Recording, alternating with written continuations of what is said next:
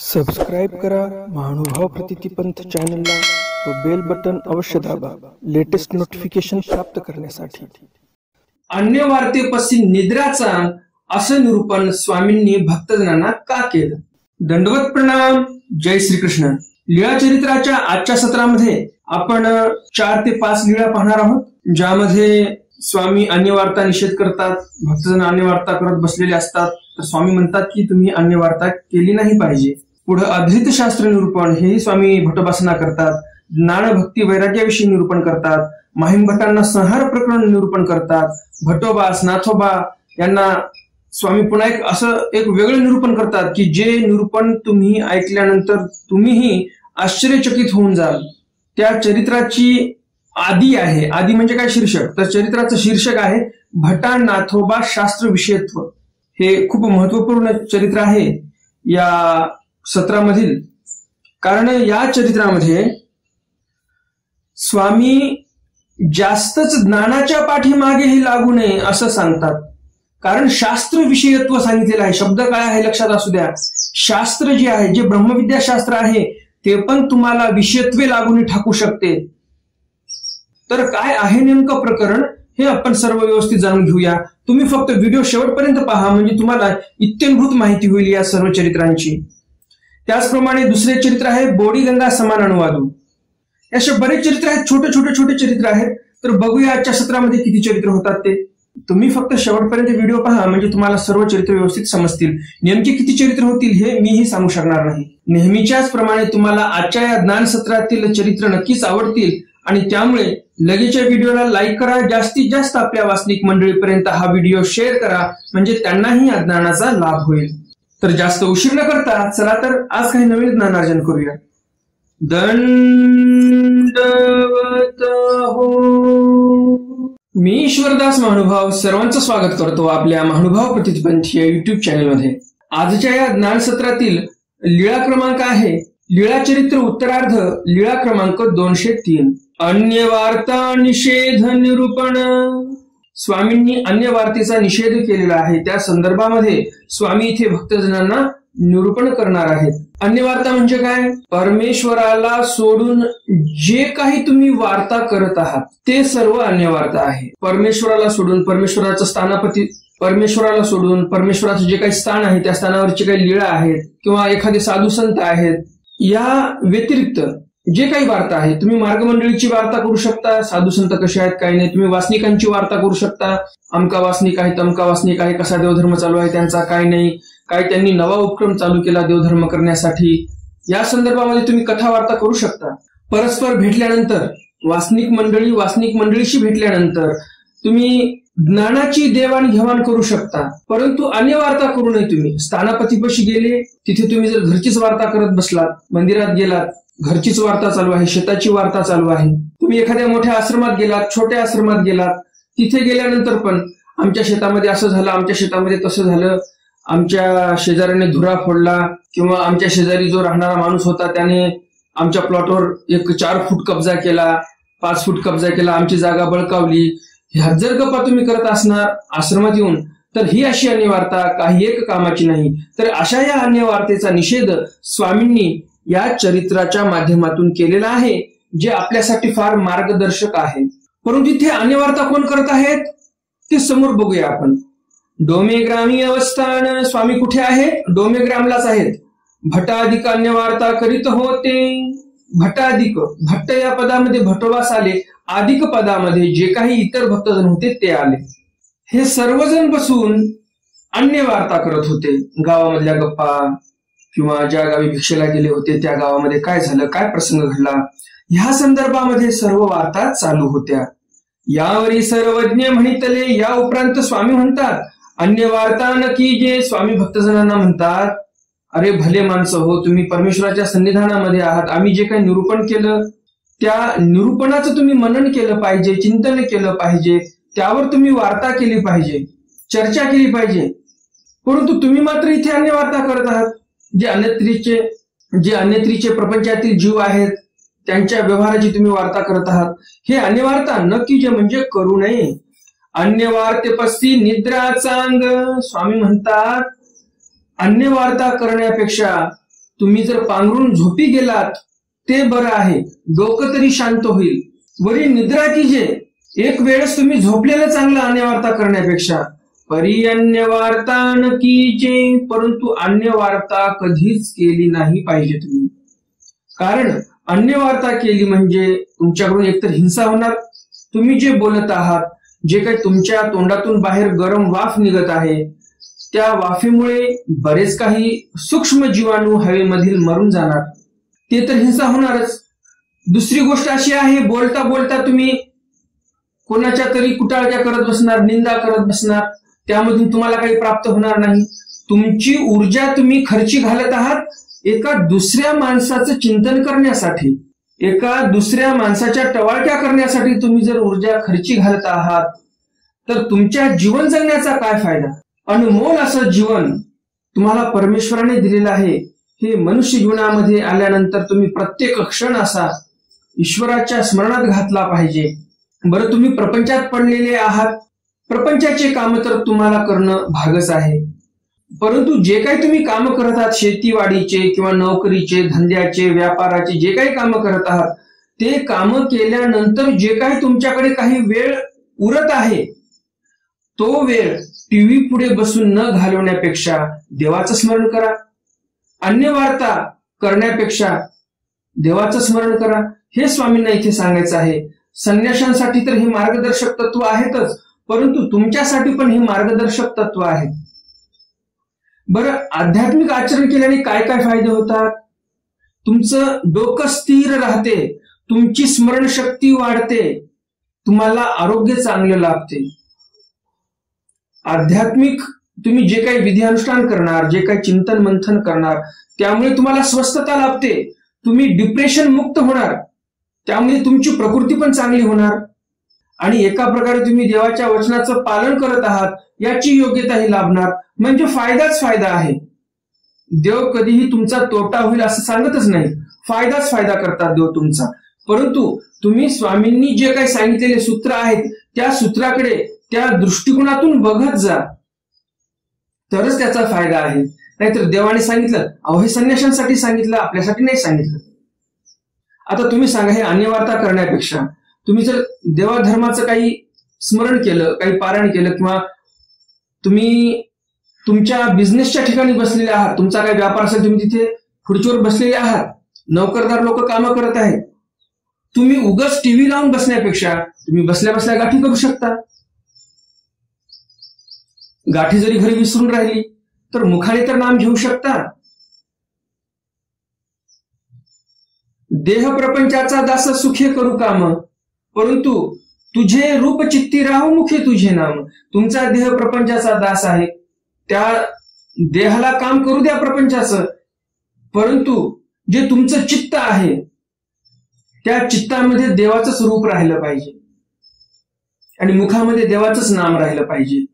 जे गोरा कुंभार होऊन गेले एक मोठे संत, त्यांचं हे काव्य आहे, तुझे रूप चित्ती राहो मुखी तुझे नाम, देह प्रपंचाचा दास सुखे करू काम.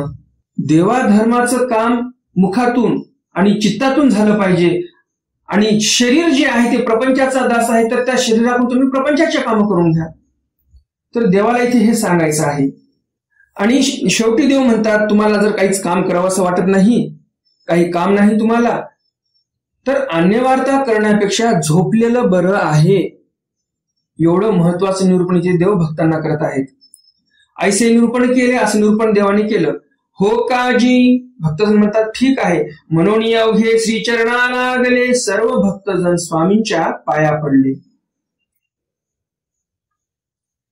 मग एकुदी पाठकानी भट्ट तरकट धर्मवार्ता करीत होते.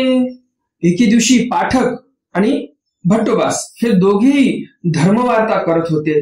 कशी धर्मवार्ता करत होते? तर तरकट धर्मवार्ता करत होते, तरकटी करत होते धर्मवार्तेमध्ये.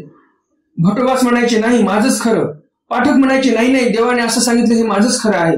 भट्टोबास म्हणायचे नाही नाही मी स्वतः निरूपण ऐकलं, ते देव तर असे म्हणाले होते. तर यावर पाठक म्हणायचे नाही नाही देव असे म्हटले होते. तर अशी धर्मवार्ता चालू होती तरकटीने. मा प्रतिज्ञा सारू लागले, प्रतिज्ञा घ्यायला लागले. मला अशी प्रतिज्ञा, मी अशी प्रतिज्ञा घेईल, असं जर नसेल तर मी हे करेल. भटोबास म्हणायला लागले, नाही नाही, हे असं खरं आहे आणि हे असं जर निघालं नाही खरं तर मी अशी प्रतिज्ञा करेल. अशा प्रतिज्ञा चालू झाल्या. जसे अर्जुन प्रतिज्ञा करायचे, मी जर या ब्राह्मणाचे पुत्र वाचू शकलो नाही तर मी अग्निकाष्ठ घेईल. मी जर या जयद्रथाचं मुंडकं नाही उडवलं सूर्यास्त होईपर्यंत आणि सूर्यास्त जर झालाच आणि हा जर जिवंत राहिला तर मी अग्निकाष्ठ घेईल. असे अर्जुन देव प्रतिज्ञा करायचे. महाभारतामध्ये आपण पाहिलेलं आहे. तर अशी प्रतिज्ञा भटोबास पण करायला लागले. अशी प्रतिज्ञा म्हणजे अग्निकाष्ठ घेईल अशी प्रतिज्ञा नाही बरं का, एक उदाहरण म्हणून तुम्हाला सांगितलं. तर अशा प्रकारे जे अर्जुन देव प्रतिज्ञा घ्यायचे त्या प्रकारची काही वेगळ्या प्रकारची प्रतिज्ञा असेल, परंतु ते प्रतिज्ञा घ्यायचे.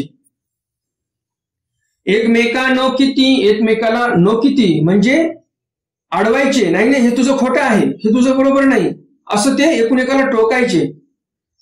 जे तुझं काही येत असे, अरे तुला काय येते, गप्प बस, तव गोसावी तेथ बीजे केले, अशी एकूण एकाला म्हणायला लागले की अरे तुला काय येत नाही, गप्प बस, तुला काय एवढं आठवण राहते का देवाचं निरूपण. भटोबास पाठकाला म्हणायला लागले, पाठक भटोबासांना म्हणायला लागले, गप्प बस, तुला काय समजत नाही, तू काय एवढा हुशार झाला का, तुला काय येते, असं चालू झालं. आणि तेवढ्यामध्ये देव तिथे पोहोचतात. मग तेही दोघी पूर्ववृत्तांत सांगितला. मग दोघांनी पण पूर्ववृत्तांत जो काही घडलेला आहे यांची चर्चा कशी झाली, कसे तर्ककुतर्क झाले, कशी तर्कटी झाली, कशा प्रतिज्ञा झाल्या, हा सर्व पूर्ववृत्तांत इथे भट्टोबास पाठक स्वामींजवळ सांगत आहेत. सर्वज्ञ म्हणितले स्वामी म्हणतात, आगा वानर्या पाठया सुखश्रेय शृंगारी येतिनी नाही ते काही का गोष्टी ते अरण्य रुदन की. स्वामी म्हणतात आगा वानर्या पाठया.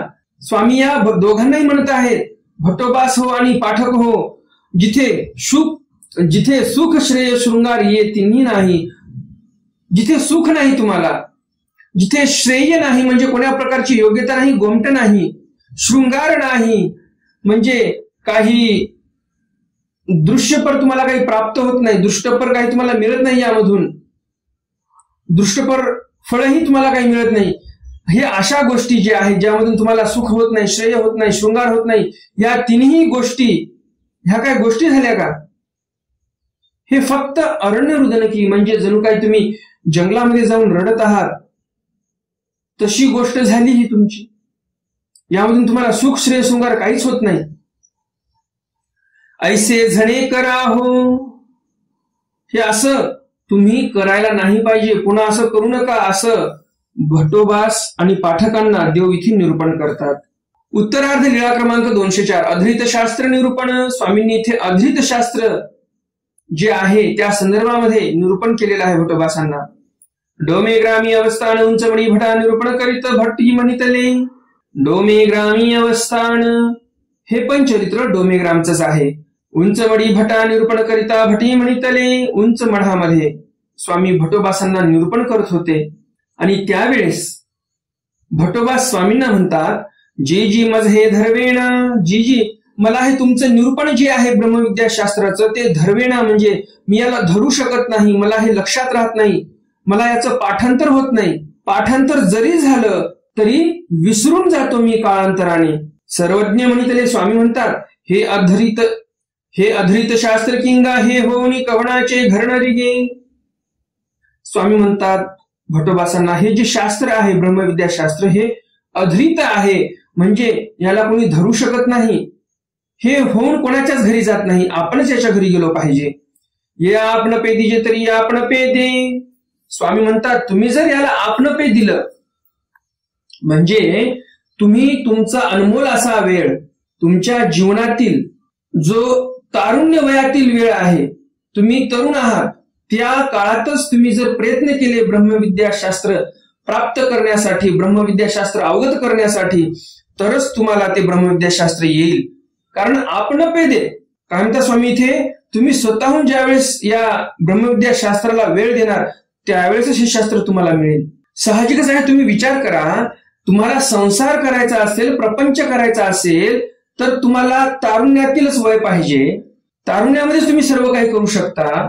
तर असा हा अनंत पटीने मोठा असणारा परमेश्वर आणि त्या अनंत अशा परमेश्वराची अनंत अशी ब्रह्मविद्या जी आहे ती तुम्ही जर म्हणालात की म्हातारपणी प्राप्त करून घेतो तर हे शक्य होईल का. हा नाशिवंत प्रपंच करण्यासाठी तुम्हाला जर तारुण्य पाहिजे तर ब्रह्मविद्याशास्त्र अवगत करण्यासाठी, प्राप्त करण्यासाठी खरंच तुम्ही म्हातारपणी योग्य आहात का? नाही. प्रपंच जर तारुण्यात होतो तर तुम्हाला ब्रह्मविद्याशास्त्र पण तारुण्यातच प्राप्त करून घ्यावं लागणार आहे. म्हातारपणी करतो म्हटलं तर चालणार नाही. म्हातारपणी जर तुम्ही म्हणत आहात की देवधर्म आम्ही म्हातारपणी करू, हातपाय टेकल्यावर, जोपर्यंत शरीरामध्ये ऊर्जा आहे, जोपर्यंत अंगामध्ये धमक आहे, तोपर्यंत प्रपंचाचं काम करू आपण आणि नंतर म्हातारपणी बघूया देवधर्म करत घरामध्ये बसता येते, असं केलं तर चालेल का? हे कसं होईल? पहिलं परीक्षा द्यायची आणि नंतर मग अभ्यास करतो म्हणायचं, अशी गोष्ट होऊन जाईल ही. म्हातारपणी देवधर्म करणार आम्ही तर कशी गोष्ट होईल ही? परीक्षा पहिलं द्यायची आणि नंतर मग अभ्यास करायचा. जे उमेदीचे दिवस आहेत, ज्या दिवसांमध्ये तुम्ही करू शकता, त्या दिवसांमध्ये तुम्ही म्हणणार अहो फुरसतच नाही. सकाळी जायचं ड्युटीवर, दुपारून कसं 1 घंटावर इंटरव्ह्यू होते, जेवण खावण करून काही इतरत्र काही कामं करून पुन्हा ड्युटीवर जायचं, पुन्हा रात्री 6 वाजेपर्यंत ड्युटी करायची आणि घरी काही अडचणच असेल, पैशाची आवश्यकता आहे तर ओव्हर टाइम करायचं, याच्यातच आयुष्य चाललं. मग आता वेळ नाही. मग वेळ कधी भेटणार? म्हातारपणी. आणि म्हातारपणी काय होणार? तर हे जे तारुण्यामध्ये तुम्ही काम केलेलं आहे, रक्ताचं पाणी केलेलं आहे, खानपानामध्ये अनियमितता आलेली आहे, त्यामुळे बरेचसे रोग तुमच्या शरीरामध्ये घर करून बसणार आणि मग म्हातारपणी दवाखाना चालू होणार. दररोज इंजेक्शन घ्या, शुगर झाली, बीपी झाली, कोणता आमका रोग झाला, कोणती ऍलर्जी झाली आणि मग अशा वेळामध्ये जर तुम्ही म्हणाल की आता आम्ही ब्रह्मविद्या करतो, तर हे शक्य आहे का? तुम्हीच तुमच्या मनाला प्रश्न विचारा आणि तुमच्या नित्यदिनीच्या जीवनामध्ये तुम्हाला काय बदल करता येतील आणि कसा वेळ काढता येईल ब्रह्मविद्येसाठी, हे तुम्ही तुमचं नियोजन लावा. कारण उमेदीची वेळ हीच आहे. तारुण्यामध्येच तुम्ही करू शकता जे काय करायचं ते. तर म्हणून देव म्हणतात आपण पेदीजे, तुम्ही स्वतः या ब्रह्मविद्याशास्त्राचे होऊन जा. तुम्ही जर ब्रह्मविद्याशास्त्राचे झालात, तुम्ही जर जास्तीत जास्त वेळ ब्रह्मविद्येला दिला, तरच ब्रह्मविद्याशास्त्र तुम्हाला मिळेल. घेई जे घोकी जे मग काळे करुणी उपयोगा जाय. स्वामी म्हणतात हे ब्रह्मविद्याशास्त्र घेई जे, म्हणजे भट्टोबासांना देव म्हणतात की तुम्ही आमच्याकडून घ्या. जे असन्निधानी आहेत त्यांच्यासाठी देव म्हणतात की तुम्ही साधू संतांकडून घ्या. तर इथे स्वामी भट्टोबासांना सांगत आहेत, म्हणजे तुम्ही आताच आमच्याकडून हे जे काही सूत्र आहे, जे काही आमचं निरूपण आहे ते घ्या, घोका आणि मग काळे करून तुम्हाला ते उपयोगा जाईल. म्हणजे काळांतराने तुम्हाला याचा अर्थबोध होईल आणि ते तुमच्या उपयोगाला जाईल. स्वामी इथे म्हणत आहेत काळांतराने तुम्हाला अर्थबोध होईल, म्हणजे याचा अर्थ असा नाही की तुम्ही बस शास्त्र घेतलं आणि सोडून दिलं आणि मग तुम्हाला अर्थबोध होईल, असा अर्थ नाही. तुम्हाला या शास्त्राचं चिंतन करावं लागणार आहे, मंथन करावं लागणार आहे, तरच तुम्हाला या शास्त्राचा अर्थबोध होईल, नाहीतर अर्थबोध होणार नाही. आताचे तवायसे घेपे पाठी अनुभवे जाणाल. आताचे तवायसे घेपे, आताचं जे निरूपण आहे आताच्या पुरतं असंच घ्या तुम्ही. मग पाठी म्हणजे नंतर तुम्हाला त्याचा अनुभव येईल आणि मग तुम्ही त्याची जाणीव करून घेऊ शकाल, आपोआप तुम्हाला त्याची जाणीव होईल. हे वचन हा वचनार्थ वचन जाओ जे. स्वामी म्हणतात हे वचन आहे, हा वचनार्थ आहे आम्ही तुम्हाला सांगितलेला, परंतु वचन जाऊ देऊ नका तुम्ही. वचन तसंच पक्क धरून ठेवा. वचन जर तुमच्या मनामध्ये राहिलं पक्क तर अर्थ कुठेच जाणार नाही. ऐसे निरूपण केले, असं निरूपण स्वामींनी इथे भट्टोबासांना केलेलं आहे. भटी म्हणितले हो काजी. भट्टोबास म्हणतात ठीक आहे. म्हणून श्री चरणाला लागले, स्वामींच्या पाया पडतात भट्टोबास.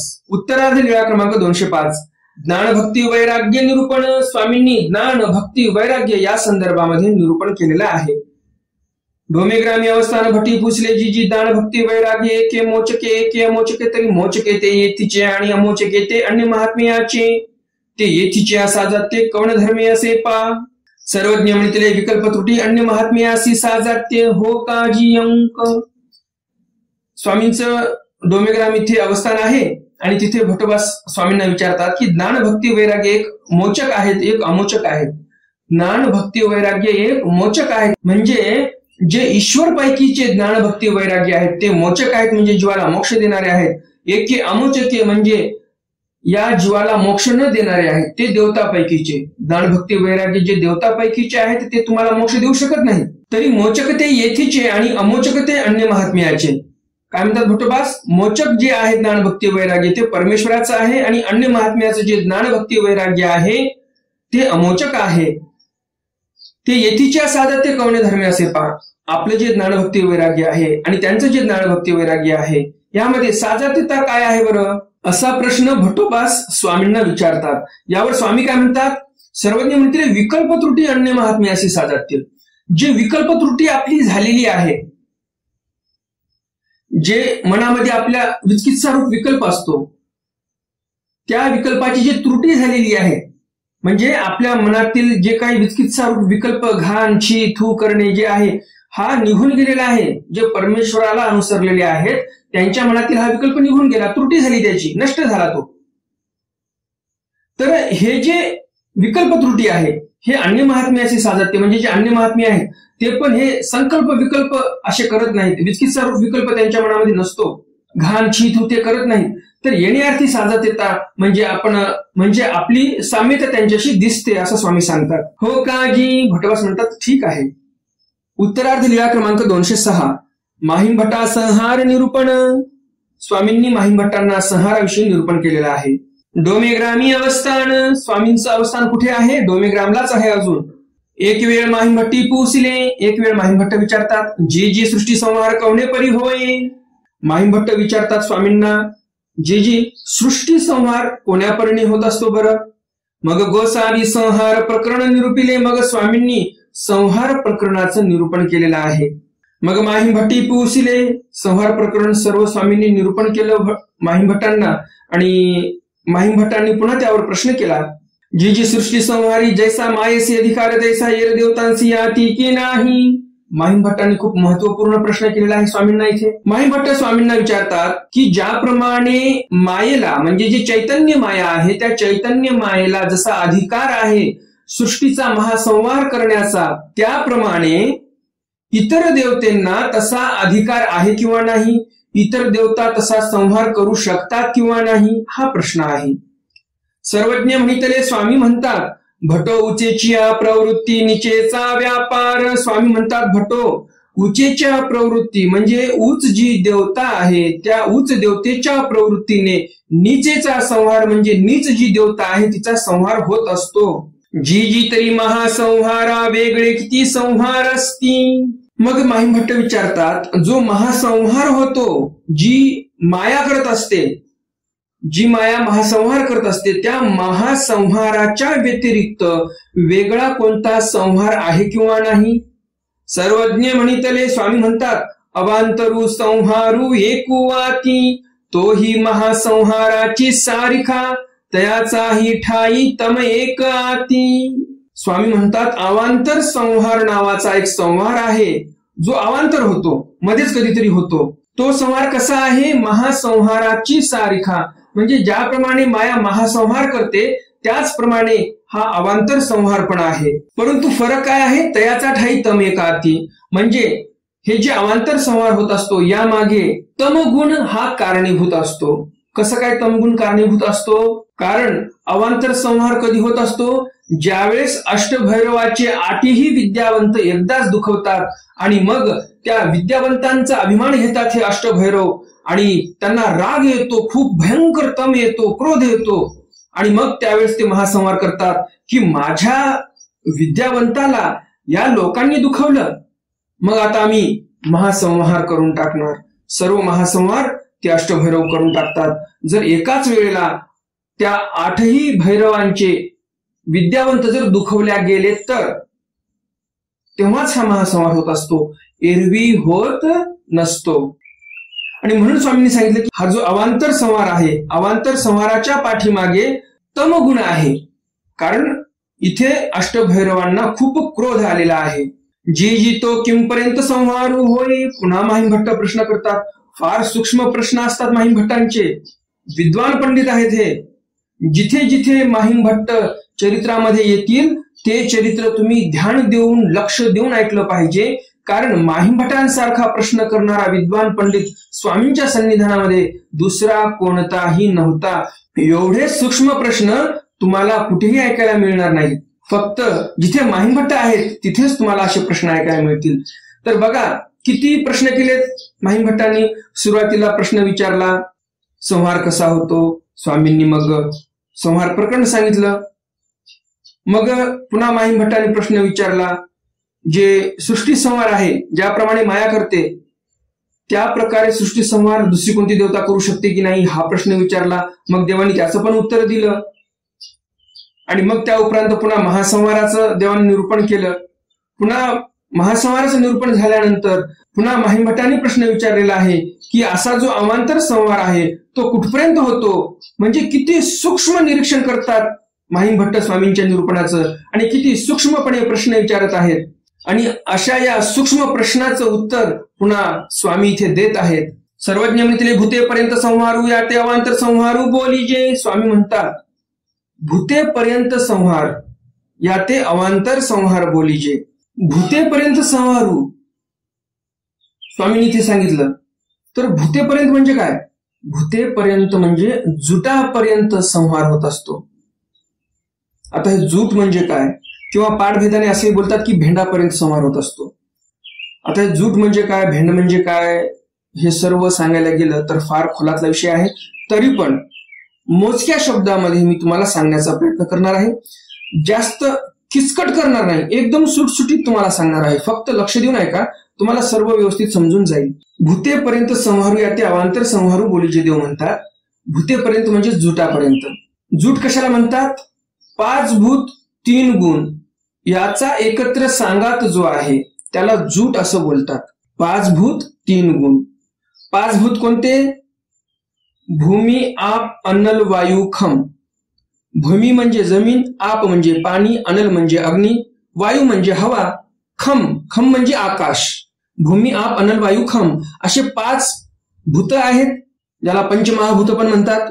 तर असे हे पंचमहाभूत आणि 3 त्यासोबत गुण आहेत. रज, तम, सत्व, राजस, तामस, सात्विक हे 3 गुण.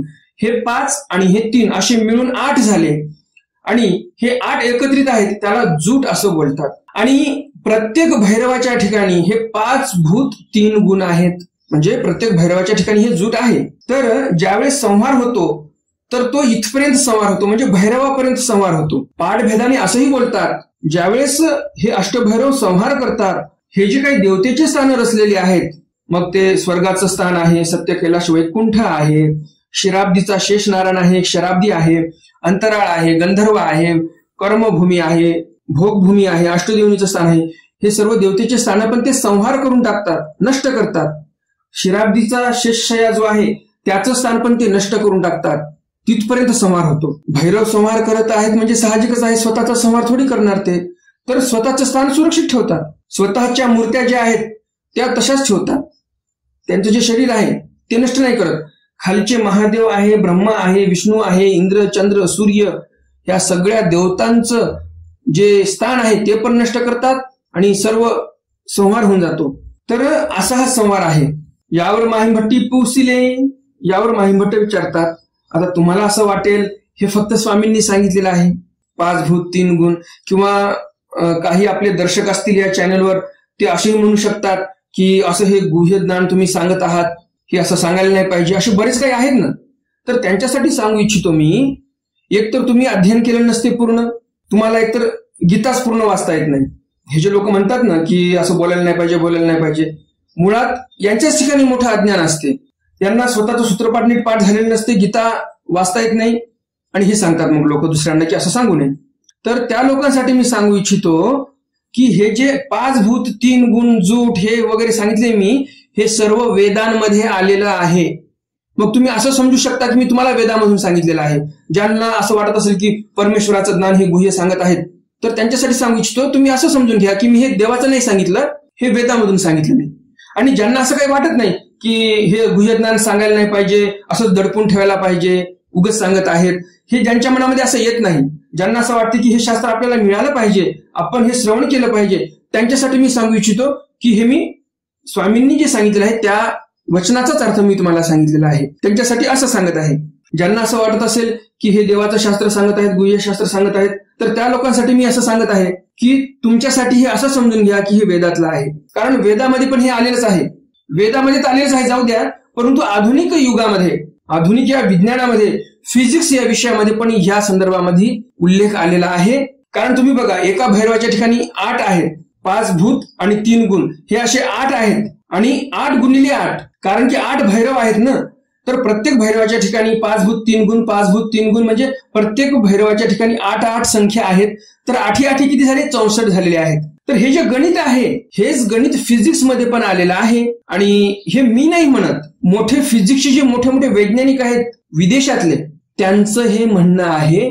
त्यांनी स्वतः मोठ्या एका सभेमध्ये हे सर्व सांगितलेलं आहे. जे काही फिजिक्स सूत्र मानते ते सूत्र वेदांमध्ये बऱ्याच वर्षापूर्वी आलेले आहेत, लाखो वर्षापूर्वी आलेले आहेत, असं वैज्ञानिक स्वतः म्हणतात. तर भूतेपर्यंत संहार आहे हे तुम्हाला समजलं असेल. यावर माहीमभट्ट पुन्हा विचारतात, जी जी भूते कवणाची.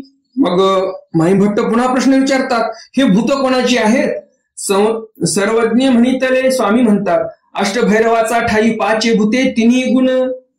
मग स्वामी म्हणतात अष्टभैरवाच्या ठिकाणी, प्रत्येक भैरवाच्या बरं का, 8 भैरव आहेत. अष्ट म्हणजे 8, भैरव म्हणजे ती देवता. 8 भैरव देवता आहेत, अष्टभैरव आहेत. त्या प्रत्येक भैरव देवतेच्या ठिकाणी पाचे भूते तिन्ही गुण, 5 आणि 3 8, तर 8 8 64. तर असे प्रत्येक भैरवाच्या ठिकाणी हे 5 भूत 3 गुण आहेत. आणि सर्व अष्टभैरवाची जर गणना केली, त्या अष्टभैरवाच्या ठिकाणी जे 5 भूत 3 गुण आहेत यांची जर गणना केली तर 64 असा आकडा येतो. आणि प्रत्येक भैरवाच्या ठिकाणी जर गणना केली तर प्रत्येक भैरवाच्या ठिकाणी 5 भूत आणि 3 गुण असे 8च आहेत. हो का जी माहीमभट्ट म्हणतात, ठीक आहे. उत्तरार्ध लीळा क्रमांक 207. भटा नाथोबा शास्त्र विषयत्व. भटोबासांना आणि नाथोबांना स्वामींनी इथे शास्त्राविषयी विषयत्व निरूपण केलेलं आहे. शास्त्राविषयी विषयत्व. बघा स्वामी पण काय म्हणत आहेत, शास्त्र म्हणजे पण विषयत्वे लागून ठाकू शकते. काय प्रसंग आहे समोर बघूया. एक वेळ डोंबे ग्रामी उंचमडी भट नाथोबा काही शास्त्र बोलत होते. एके दिवशी उंचमडामध्ये बसून भटोबास आणि नाथोबा काहीतरी शास्त्र बोलत होते. स्वामींचं निरूपण ऐकलं आणि त्या निरूपणावर यांची चर्चा चालू होती. तेथे गोसावी विजय केले, तिथे स्वामी गेले.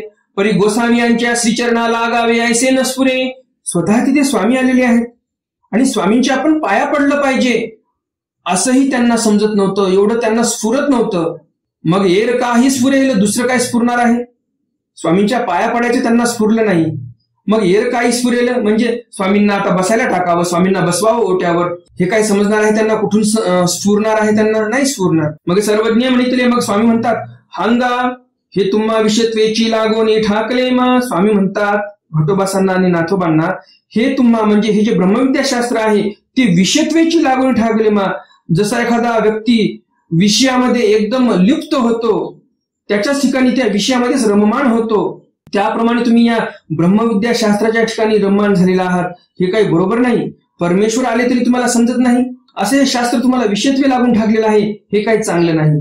भटी पुसिले. भटोबास विचारतात, जी जी मनन की जे त्याने वस्तुस्मरण होय परिणाम स्मरण ठाके तयाचे कैसे. भटोबास विचारतात की जी जी आम्ही ज्यावेळेस मनन करतो त्यावेळेस वस्तुस्मरण होते परंतु नामस्मरण थांबून जाते, तर मग कसं करावं? सर्वज्ञ म्हणितले. यावर स्वामी म्हणतात वानर्या वस्तुस्मरण तेही एक स्मरणची किंगा. स्वामी भटोबासांना म्हणतात वानर्या, जे तुम्ही वस्तुस्मरण करत आहात, जे काही तुम्ही ईश्वराचे गुणधर्म आठवत आहात, जे काही परमेश्वराचं तुम्ही स्वरूप आठवत आहात, जे काही परमेश्वराचे गुण आहेत, धर्म आहेत, परमेश्वराच्या लीळा आहेत, जे काही तुम्ही आठवत आहात, आणि असं हे वस्तुस्मरण करणं म्हणजे तेही एक प्रकारचं स्मरणच आहे असं स्वामी इथे सांगतात. यावर भटोबास हो का जी म्हणतात, ठीक आहे असं म्हणतात. तर अशा प्रकारे हे आजचं स्वामींचं चरित्र तुम्हाला नक्कीच आवडलं असेल. आजच्या या चरित्रामध्ये जे काही तुमच्या ज्ञानामध्ये भर पडलेली आहे ते ज्ञान तुम्हाला नक्कीच आवडलं असेल. आणि अजून जर तुम्ही या व्हिडिओला लाईक केलं नसेल तर लगेच या व्हिडिओला लाईक करा. जास्तीत जास्त आपल्या वासनिक मंडळीपर्यंत हा व्हिडिओ शेअर करा, म्हणजे त्यांनाही या ज्ञानाचा लाभ होईल. तर आजच्या सत्रातील प्रश्न आहे, अन्य वार्तेपसी निद्राचा असं निरूपण स्वामींनी भक्तजनांना का केलं? आजच्या सत्रातील एकच प्रश्न. कोणता? पुन्हा एकदा पुनरावृत्ती करतो प्रश्नाची. अन्य वार्तेपसी निद्राचा असं निरूपण स्वामींनी भक्तजनांना का केलं? तुम्ही सर्वजण नक्कीच या प्रश्नाचं उत्तर देणार अशी अपेक्षा आहे. तर भेटूया उद्याच्या सत्रामध्ये, ज्यामध्ये तुम्हाला बोडीगंगा समान अनुवादू भटा दुसरे अन्यव्यावृत्ती निरूपण तथा पाहले म्हणणे, देई गावी देऊळ उद्यापनी पातळी आरोगण, सराळा गणपती अपयोप्रती कुष्ठहरणी अनुसरण कथन, असे बरेच काही नवनवीन चरित्र तुम्हाला उद्याच्या सत्रामध्ये ऐकायला मिळणार आहेत. तर भेटूया उद्याच्या सत्रामध्ये स्वामींच्या काही नवीन चरित्रासह. तोपर्यंत दंडवत प्रणाम. जय श्री कृष्ण. दंडवत